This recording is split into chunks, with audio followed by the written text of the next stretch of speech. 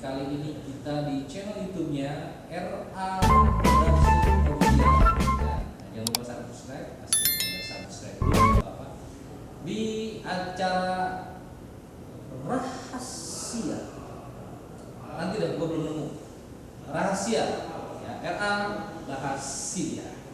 Nah, di acara kali ini kita akan ngobrol-ngobrol santai sih, lebih ke ya ngobrol bahas apa aja lah nanti. Yang pasti kita ngundang di sini ada teman gua dan inilah dia teman gua. Gua geser ke sini. Widi, so asik tuh. Sayangnya nggak ada penonton bayaran di sini. Lu nama coba sebutin nama siapa? Nama Hendra, biasa dipanggil Lupe, asal dari Johar, kesibukan mungkin sekarang lagi mau menyusun tesis dan semoga awal tahun selesai. Saya pengennya selesai, harus selesai. Jadi kok kasih kita sama sih? Ya, selain kuliah, kerja atau punya pekerjaan atau pekerjaan? Mempekerjakan ya, punya wirausaha ya, kebetulan sih. Terus di organisasi juga ya, banyak malah. Kebanyakan di organisasinya dibanding perusahaannya. Terus gimana tuh? Kebanyakan organisasi. Nah, kebetulan untuk usaha saya di bidang metalurgi itu di bidang logam, yang dimana emang pekerjaannya ini enggak tiap rutin ada, tapi sekali dapat proyek bisa 3 bulan puasa. Kayak ini ya, perusahaan makan ya. Bisa 3 bulan puasa, 4 bulan puasa. Jadi makanya kebanyakan aktivitasnya di organisasi. Mantap. Cakep tuh kalau udah punya pekerjaan begitu ya. Keren. Nah, gue sih denger apa ya? Lu juga aktif di organisasi apa ya? Masyarakat atau apa sih? Kayak Karang Taruna gitu? Iya, betul. Kebetulan di Karang Taruna saya udah masuk 3 kategori. Di kecamatan sebagai bendahara umum, terus di kelurahan nggak jauh ini akan diangkat sebagai wakil ketua, dan di daerah sendiri di daerah khususnya itu sebagai ketua umum. Kalau di daerah itu maksudnya di Jora itu Di lingkungan itu subunit maksudnya, di bawah kelurahan. Kelurahan. Terus di HIPMI juga masuk di bidang 6.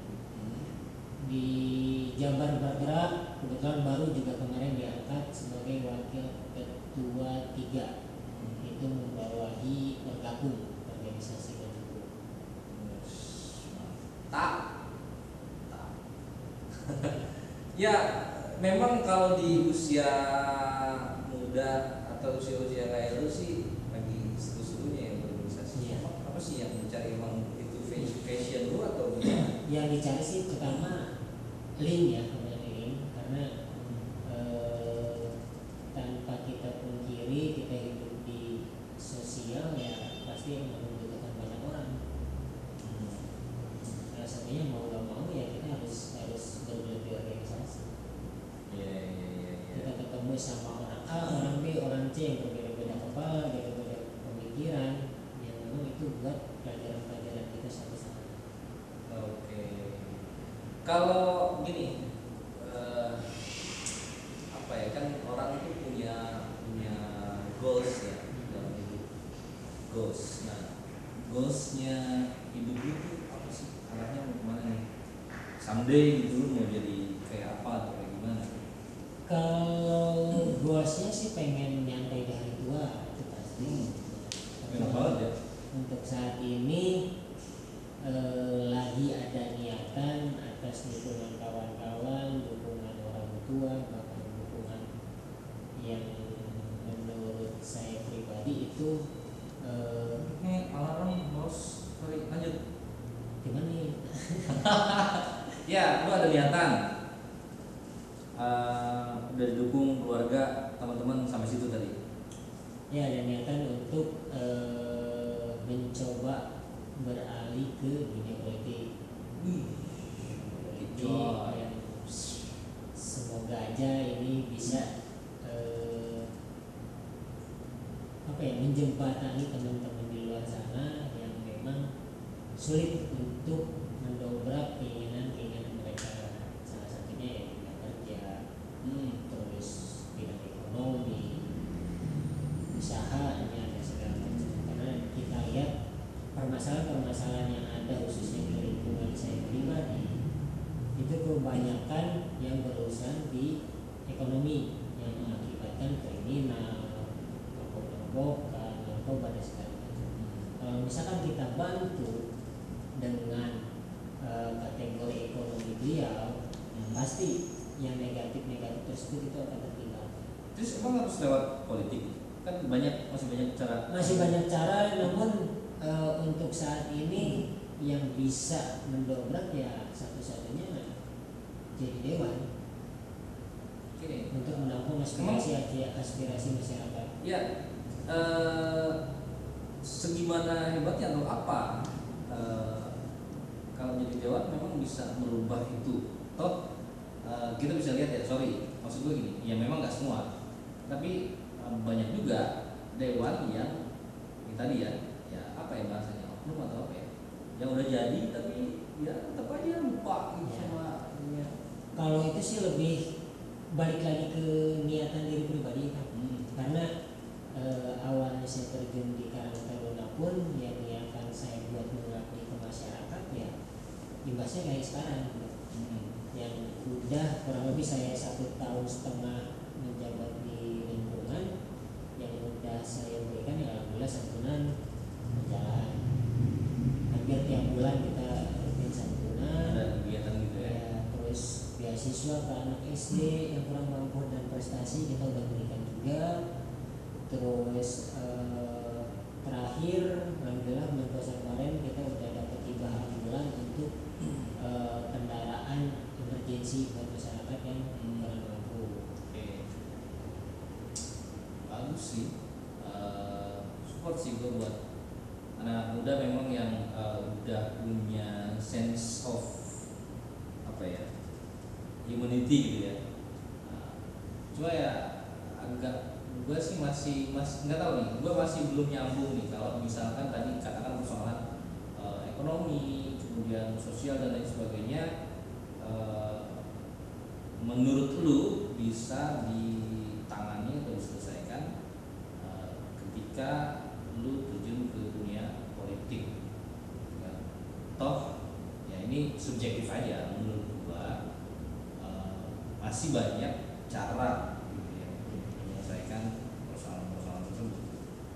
Ya kalau bicara sederhananya sih menurut gua ya udah tinggal buat aja sekarang gitu buat masyarakat, jadi dewan, jadi apa namanya, politik dan sebagainya. Pasti kan ada yang gitu kan. Maksudnya ini anggaplah gua sebagian kecil banget representasi dari masyarakat yang ngomong gitu. Nah, gimana tuh? Karena kalau misalkan kita bergerak di Karang Taruna, contohnya Karang Taruna subunit yang di bawah kelurahan, itu kan cakupannya sangat kecil. Sangat kecil sekali, dan di sana pun tidak mempunyai anggaran-anggaran yang memang kucuran dana dari pemerintah. Walaupun ada, itu cuma sampai kabupaten atau kecamatan. Untuk subunit ya kita mandiri sendiri. Kalau misalkan kita tampung semua aspirasi khususnya anak muda yang di sana, dan kita berjuang sendiri pakai anggaran sendiri, yang keteteran pasti pengurus-pengurusnya ya. Nah ini cuma sebagai pintasan dan batu loncatan. Semoga dengan jalannya ini bisa memperoleh cepat, itu lebih cepat. Karena tanpa kita pungkiri, untuk teman-teman yang kriminal, apalagi kemarin berkuasa jen, terus tawarannya segala macam, kan itu memang faktornya satu, ekonomi. Kalau misalkan ekonomi beliau berkecukupan dan mereka punya aktivitas positif, mungkin kegiatan-kegiatan. Gue masih lupa begini. Maksudnya lu itu berdasarkan eksperimen ya yang empiris, atau itu hanya apa ya, subjektif lu gitu melihat bahwa persoalan ini menimbulkan ini, persoalan ini menimbulkan, kayak tadi lu punya cerita nggak kayak misalnya yang waktu bulan puasa kemarin tawuran apa segala macam, emang itu lu ngalamin? Kalau cerita sih banyak, teman-teman juga banyak di situ, karena kan lingkungan kita emang lingkungan pasar, lingkungan pasar yang memang terkenal di pasar kan banyak premanisme dan segala macam. Kalau misalkan kita kategorikan premanisme kan cuma hanya bisa meminta maaf dan segala macam. Kalau misalkan kita tampung teman-teman yang pengangguran nih dan kita pekerjakan, otomatis dia mempunyai kesibukan. Nah, setelah dia mempunyai kesibukan, otomatis dia bakal lupa tuh kegiatan-kegiatan negatif yang selama ini. Wah, bocorin rahasianya jadi tahu gua. Selama ini orang memang ngelihat pandangan tuh, oh berarti saya coba garis bawahi, oh ini berarti permasalahannya Harus di produktif ya. ekonomi dan produktivitas. Gitu. Terus banyak juga teman-teman yang disalurkan oleh Karang Taruna yang misalkan benar-benar pengangguran, terus tidak mempunyai pendidikan, yang kita salurkan awalan kita salurkan untuk menjadi pedagang aqua. Jadi pedagang aqua kan kebetulan di pasar Jaya banyak truk-truk beras. Oh iya. Jadi teman-teman masuk-masukin aqua, dijual satu botol 5.000. Air mineral botol ya. Itu istilahnya jual dedet lah. Jual dedet. Jual dedet dong. Itu lumayan buat teman-teman. Jadi Tapi nggak ngancem kan? Enggak. Beli nggak? Kalau jualan 2 dus itu mereka udah bisa bawa pulang 6 sampai 70.000. Terus teman-teman parkiran bisa membawa pulang ya 50.000 per hari bisa. Dengan potongan uang kas 1.100.000 per tahun. Jadi ya itu salah satu yang udah berjalan. Nah, kalau misalkan ada potensi lain bisa membangun teman-teman yang bawa ke pabrik contohnya, atau menjadi security dan segala macam, kan itu lebih baik. Kenapa sih harus pabrik? Maksud gua gini, ini nanti terserah ya, lu setuju atau enggak. Dan lagi-lagi ini subjektif gua sih. Karawang ini kan menjadi salah satu destinasi para pencari kerja dari manapun, karena UMK-nya tinggi, ya. 4,7. Ya, yang nggak tahu lah beberapa sekarang tentang kebutuhan pekerja. Dan banyak orang yang nggak menyadari bahwa ya diakui atau tidak, tingginya UMKM ini menjadi salah satu alat politik. Ya, nanti lu koreksi aja kalau nggak setuju sama gue. Hingga akhirnya banyak itu tadi, Karawang ini menjadi salah satu destinasi orang untuk mencari kerja yang jumlahnya nggak balance antara pencakar dengan ketersediaan lowongan kerja banget jauh gitu. Sehingga banyak orang tuh harapannya nanti lu selesai sekolah lu nyari kerja di pabrik atau lu datang ke sini, misalnya kita ke pendatang ya, misalnya lu datang ke sini ngapain, mau nyari kerja di pabrik. Bahkan orang-orang Karawang aslinya sendiri pun orientasinya kenapa nggak diarahkan atau ada mungkin siapalah entah di program terintegrasi mindsetnya itu wirausaha maksudnya, atau menjadi pebisnis atau menjadi usaha. Nah, gimana tuh? Nah, ini pun salah satu daya ukur ya, bukan daya ukur, dari salah satu sektor. Kebetulan di Karang Taruna pun kita sebut bisnis sih belum kita sebut bisnis, karena ini masih masih dalam tahap coba-cobaan. Kita buka penampungan kardus. Ya. Jadi teman-teman juga ada yang namanya bank sampah, jadi penampungan kardus. Dulu sih sempat kita terjun ke rakyat, masyarakat, kita terjun ambil barang segala macam. Evaluasi terakhir itu kendala di manpower. Karena kenapa? Karena mindsetnya teman-teman tuh kebanyakan pengennya kerja santai dan kelihatan gitu. Betul. Kalau misalkan bank sampah kan itu harus dikumpulin dulu, makin banyak pula pendapatannya. Nah, dan pada akhirnya yang masyarakat teman-teman tinggalin dan fokus ke pasar Johar.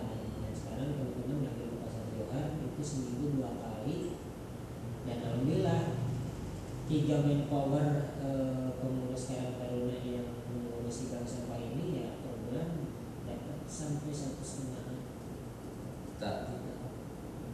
Itu bersihnya. Ya, maksud gue adalah dari apa yang gue sampaikan tadi, ini menjadi bagian dari mindset ya, mindset orang. Sebentar cari kerja, cari kerja. Ya dulu lihat dulu lowongannya ada enggak gitu kan. Orang berjubel datang ke sini, orang yang di sini sekolah di sini dari kecil sampai gede di sini aja untuk bagian gitu kan. Ya saka aja sih setiap orang menjadikan Karawang ini destinasi untuk pencakar, tapi ya ini bagian dari mindset maksud gua. Salah satu pintu rezeki atau salah satu sumber pendapatan kan nggak hanya di pegawai pabrik, gitu ya, masih banyak pintu-pintu lain untuk membuka rezeki kita atau menjadi sumber pendapatan kita. Ya, menjadi wirausaha lebih banyak dapatnya dibanding. Bisa jadi kan, bisa jadi walaupun memang nggak pasti dapatnya kan, tapi kan bisa jadi UMK-nya itu kan bisa kurang ya, tergantung ikhtiar ya kan.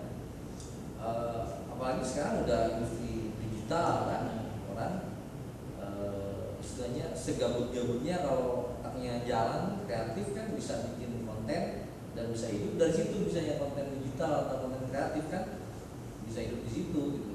Jadi buat gue sih saat ini nggak ada alasan untuk apa tidak memaksimalkan potensi diri.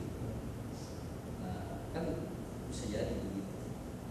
Nah kita jeda dulu. Gini-gini juga udah ada iklan bro. Kita jeda dulu setelah komersial break yang satu ini. Kita akan gali lebih dalam. agak melengoi gimana ya? Kita akan ngobrol lebih jauh sama Hendra Lupe setelah yang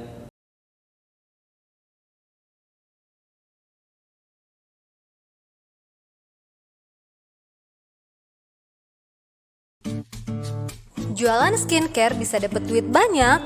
Bisa! Gabung yuk menjadi Mitra Benings Distributor Cikarang. Kamu bisa dapetin reward, emas batangan, mobil, dan rumah mewah tanpa diundi. Benings Indonesia adalah produk skincare dokter yang dipercaya jutaan masyarakat dan telah mendapatkan berbagai penghargaan. Semua produk Benings Indonesia ber-BPOM dan bersertifikasi halal dan tidak membuat ketergantungan. Kamu bahkan hanya bisa berbisnis cuma dengan handphone doang. Modalnya berapa? Mau pakai modal? Ayo kita jabarin. Nggak pakai modal juga bisa kok. Ayo gabung menjadi Mitra Benings Distributor Cikarang.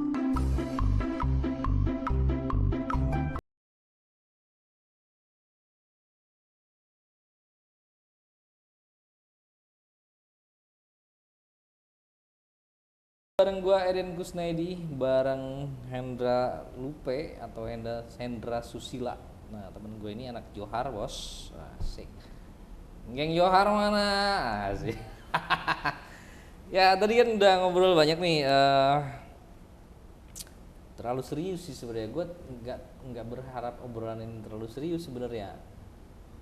Tapi ya nggak apa-apa lah, orang biar tahu juga bahwa ternyata sekarang banyak anak muda yang punya visi gitu ya. Udah mikirin nih, oh gua nulis quotes nih tadi, gini ini quotesnya, ntar gue baca dulu, gue lupa soalnya muncul begitu aja quotes. Nah gini, gue nulis gini, kadang suka mikir kita lagi menikmati masa muda atau sedang menghancurkan masa depan, ya kan? Jadi gue tuh kadang-kadang mikir, nih gue lagi menikmati masa muda atau gue ngancurin masa depan nih yang nggak karu-karuan. Yang nggak jelas. Ya kan? Ya kalau lu habisin masa sekarang yang nggak karu-karuan kan tinggal tunggu aja masa depan lu. Tinggal tunggu bom. Orang mah pengen masa tuanya santai, banyak duit, Liburan, umroh, haji. masa tuanya masih Nyari ini duit. kan nyari duit, apalagi dorong gerobak, misalnya utang masih numpuk. Waduh, jangan sampai bos. Nah, lu anak muda tuh jangan sampai lu ngancurin masa depan gitu karena terlalu lupa atau menikmati hidup. Terlalu nyaman dalam keadaan. Iya, kita nikmati aja hidup saat ini gitu kan, tahu-taunya nyir besoknya gitu kan. Nah, Dimas dong. Nah, itu. Jadi bahkan ini gue tulis lagi, saking tergila-gilanya dengan semua pencapaian, mereka masih aja khawatir dengan masa depan yang jelas-jelas belum tentu jadi takdirnya. Kan kita udah khawatir nih masa depan kita gimana, akhirnya ya ini kontradiksi sih sebenarnya. Bisa jadi dua kemungkinan tadi, terlalu menikmati masa kini karena berpikir masa depan mau belum terjadi, gimana ntar aja. Tapi di sisi lain dia lupa bahwa masa depan itu ya harus kita persiapkan dari sekarang kan. Betul. Bener nggak? Jangan sampai lu mati di usia 30-an tapi dikuburin di usia 60-an. Anjir. Udah mati masa depan lu dari usia 30-an, Bos. Jadi 30 tahun enggak sih cing Ren ya? Ya karena lu nggak bisa nge-range hidup lu tuh. Kalau di usia masih 30-an masih belum bisa nge-range hidup, ya gue sih menganggapnya ya udah dan gitu ya, walaupun nasib ya siapa tahu kan, takdir besok lusa apa Bisa sih berbalik. ya balik lagi ke obrolan tadi. Kenapa lu tadi kepikiran terjun ke dunia politik, praktis, terus bla bla bla tadi mau selanjutnya? Kok bisa sih, dari mana mulainya? Mulainya sih dari, kalau nanya niat atau tidak niat sih, awalnya emang nggak ada niat untuk ke sana. Namun dengan aktivitas yang ada, terus pencapaian saya pribadi dan teman-teman menimbulkan trust kepada masyarakat, terus ke teman-teman setempat, khususnya keluarga dan segala macam, ya itu yang menjadi dorongan pribadi. Karena kalau misalkan disebut niat mau berpolitik sih nggak ada sih sebetulnya.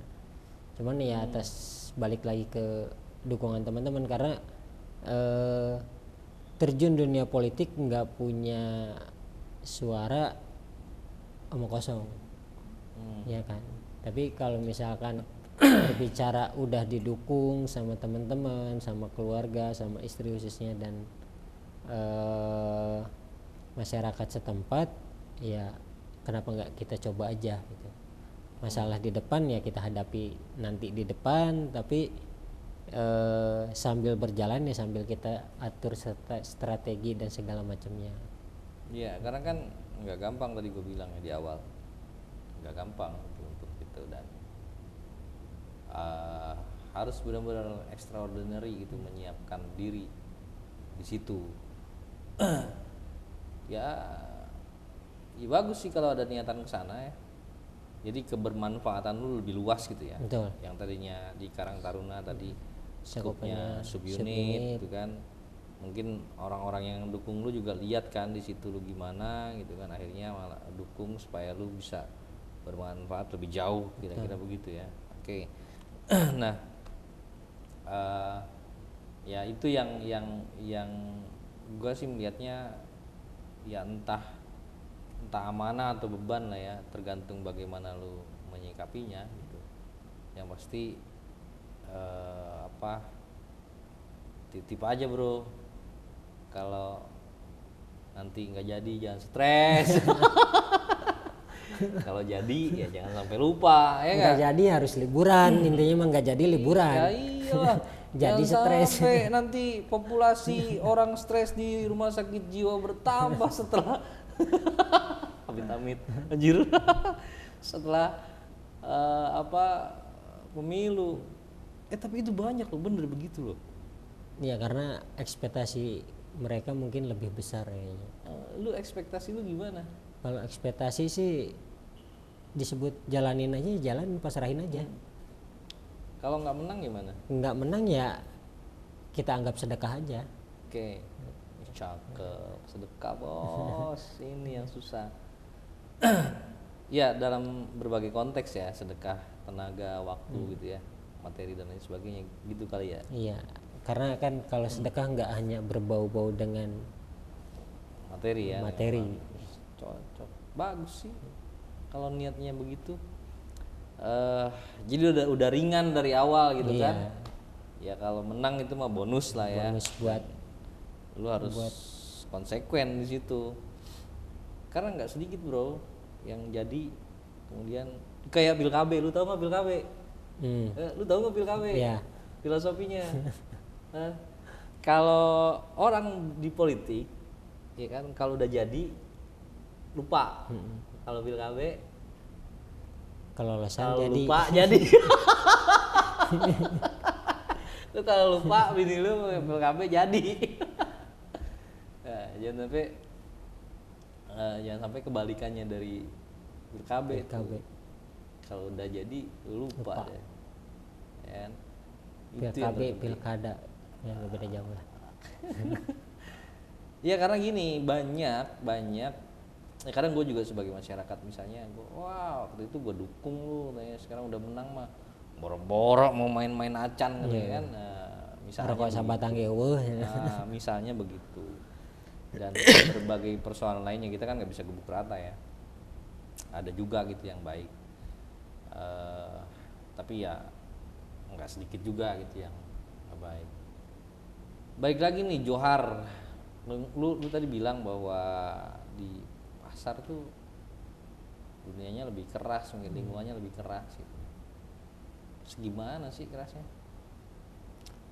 Kalau sekarang sih rada mending ya, karena dulu kan emang pasar Johor terkenal kalau nggak ribut,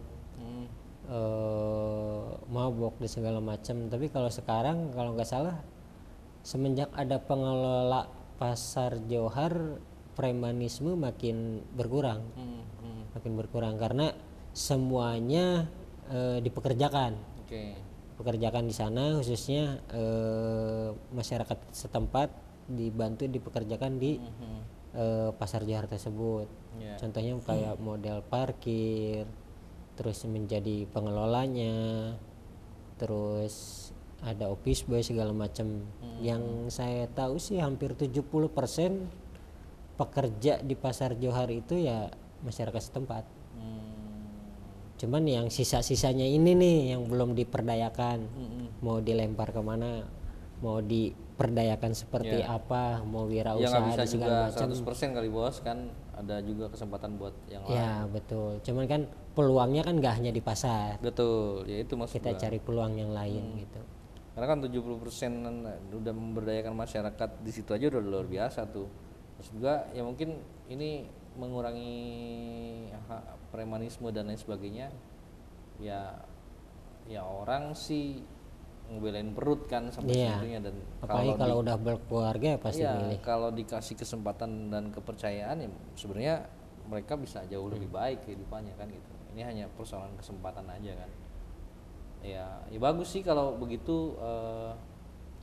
Gue sih apresiasi aja gitu sama orang-orang yang mau merubah hidupnya menjadi lebih baik dari kehidupan sebelumnya yang apa ya kurang baik mungkin. Itu sih nggak mudah ya, apa namanya, bisa merubah kehidupan seperti itu. Oke, nah ini gua mau ngasih fast question, nah, pertanyaan cepat ya. Ini akan menyingkap rahasia-rahasia. Pertanyaan jebakan. Dan lu harus jawab dengan jujur, sejujur-jujurnya ya. Lu siap nggak? Siap. Sonono ya. Oke, pertanyaan pertama, Hendra Susila atau Hendra Lupe pernah nyolong duit bokap atau nyokap? Pernah. Anjay, kayaknya normal ya itu. Hendra Susila pernah selingkuh nggak waktu pacaran? Waktu pacaran pernah. Ntar gue bongkar. Hendra Susila pernah bolos waktu sekolah? Sering. Dih, bengal juga nih bocah. Hendra Susila terakhir ngompol umur berapa? Terakhir ngompol sebelum disunat kelas 3 SD berarti. Di sunatnya udah gede, dia kelas 3 SD. Kelas 4, sunat kelas 4. Oh, sunat kelas 4. Anjay. Masih ngompol dong. Masih.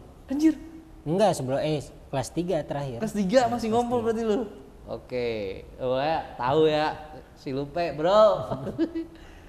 Terus Hendra Susila, kalau tidur ngorok apa enggak? Enggak. Enggak, asli. Asli itu. Kata bini lu itu. Iya. Kan lu nggak mungkin tahu kan. Hendra Susila sehari mandi berapa kali? Tergantung keadaan. Di minimal. Minimal sekali. Pagi doang. Ini orang mah ya pagi yang mandi, sore yang mandi. Lu pagi doang. Iya, pagi doang. Kalau padat pulang ke rumah jam 10 cuci muka, besok gigi tidur udah selesai. Di orang mah ya kalau mau tidur mandi, soalnya habis dari mana-mana. Balik nih kadang-kadang orang di kita. Tapi whatever lah, itu kan kebiasaan. Hendra Susila lebih suka di atas atau di bawah? Di bawah. Gue pikir mau nanya apa, ya udah pokoknya jawab aja. Di bawah. Didominasi atau mendominasi? Mendominasi. Mendingan gelap-gelapan apa terang-terangan? Terang-terangan. Oke, udahlah, itu juga udah mewakili. Tahuan kan sekarang nih si Lupe nih pernah nyolong duit bokap nyokapnya. Itu terakhir kapan tuh? Terakhir waktu sekolah. Sekolah. Waktu sekolah. Ya, masih lagi bengang-bengangnya lah ya. Pura-pura jagain warung kan. Taunya kan ngambil. Lu udah minta maaf belum lu? Udah tahu. Pas ngambil misalkan. Ntar 2 hari kemudian kemarin ngambil duit. Baru ngomong. Tapi diomelin gak sih? Enggak. Paling ditanya buat apa. Oke. Udah ngomong lah ya seenggaknya, udah minta maaf lah ya. Kadang sekarang pun kalau misalkan lagi nggak megang duit cash mah ya tetap aja minta. Ya, tapi ngasih tetap ada ngasih sama Ngasih orang mah tua. itu harus. Nah, terus pernah selingkuh juga nih waktu pacaran. Itu zaman-zaman apa tuh, sekolah? Zaman sekolah. Zaman pacaran 7 tahun pernah selingkuh. Anjay, pacaran 7 tahun. 7 tahun. Lu pacaran apa nyicil mobil, Bro? Ci rumah sih. Anjir lupa, lebih lama lagi. 7 tahun anjir. LDR apa gimana tuh? Enggak sih. LDR tuh kenapa nggak dari tadi ngomongin ini ya? 2 tahun terakhir 3 tahun terakhir 2 tahun terakhir 5 LDR. tahun. Lu tinggal di sini tapi di Kerawang. Terus sama orang Kerawang. 7 Iya. tahun. Anjir. Itu umur berapa tuh? 7 tahun itu? Sekolah. Dari sekolah sampai kuliah semester 4 kalau nggak salah. Udah tapi ya tetap ada selingkuh di situ. Untung nggak jadi bini. Kalau jadi bini tahuan deh. Tapi jangan lo ya, kalau udah punya bini jangan. Jauh-jauhkan, jauh-jauh. Jangan. Terus ngompolnya udah gede masih ngompol, gila kelas 3. Gue tuh Nah itu tuh lagi mager loh. Emang dulu tuh kan kalau di rumah tidur bareng-barengan sama adek, ngampar aja kayak ikan tongkol gini ngampar. Kalau misalkan udah tidur jam 12 jam 1 males bangun ya udah siap-siap aja selimut telep. di parah anjir. Gak tahu pagi-pagi basah cuci aja udah. Saking mantapnya anjir.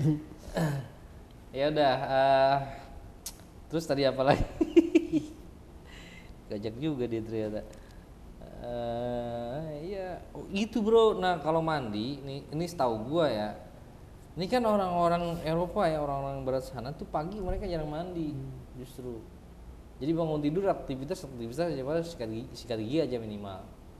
Mandi itu justru setelah pulang dari luar tuh, setelah beraktivitas keringet apa dan sebagainya. Ini juga ini sih buat yang lain. Di kita itu kebiasaan gitu ya. Di kita itu kebiasaannya pagi-pagi itu mandi tuh. Karena ada lagu nggak sih? Bangun tidur terus mandi. Doktrinnya kuat anjir. Bener. Jadi yang mandi itu pagi gitu. Padahal kan kalau misalnya lagi malas mandi lah gitu. Ya nggak tahu penjelasan secara ilmiahnya seperti apa, secara ilmiahnya. Tapi menurut gua gitu sih gitu.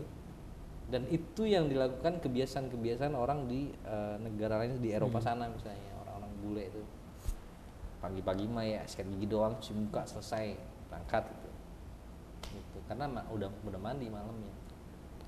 Anyway, thank you udah datang ke sini. Apapun karir yang lu lagi jalanin, kemudian harapan lu semoga terwujud. Salam buat keluarga. Mudah-mudahan lu diberikan kelancaran. Amin. Ya kan? Rezekinya ngalir terus, nggak berhenti biar makin bisa banyak bermanfaat dan berkarya buat orang. Ya next kita ngobrol-ngobrol lagi lah yang lebih seru. Intinya bagaimana kan bisa bermanfaat buat orang ya bro ya. Karena kesuksesan seseorang bukan diukur karena nominal uang yang didapat, tapi seberapa banyak yang bisa kita bantu. Ajib. Iya benar. Iya bener sih, setuju gua. Prinsip itu yang mudah-mudahan prinsip itu menjadi pegangan nih buat dia. Ya dan mungkin itu ngobrol-ngobrol kita kali ini. Jangan lupa di subscribe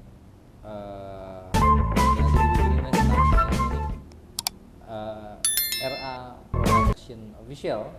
Terima kasih juga buat yang sudah mendukung acara ini. Ada Benings Distributor Cikarang, ada Klinik Sevana Estetik yang berada di Ruko Gading Elok nomor 15 Karawang yang nanti bakal launching dalam waktu dekat. Kemudian kru dari RA Production yang di sini Banyak banget nih, ada tim kameramen, kemudian operator dan lain sebagainya. Thank you juga buat Edas Entertainment studionya. Ke depan kita bakal melakukan kerja bareng nih nanti RA Production dengan Edas Entertainment. Kita akan berkolaborasi di industri digital, asik. Dan demikian gue Eden Kusnaidi pamit undur diri. Mohon maaf apabila ada salah-salah kata. Shit, udah kayak MC aja ya formal. Pokoknya kita ketemu di episode selanjutnya di Rahasia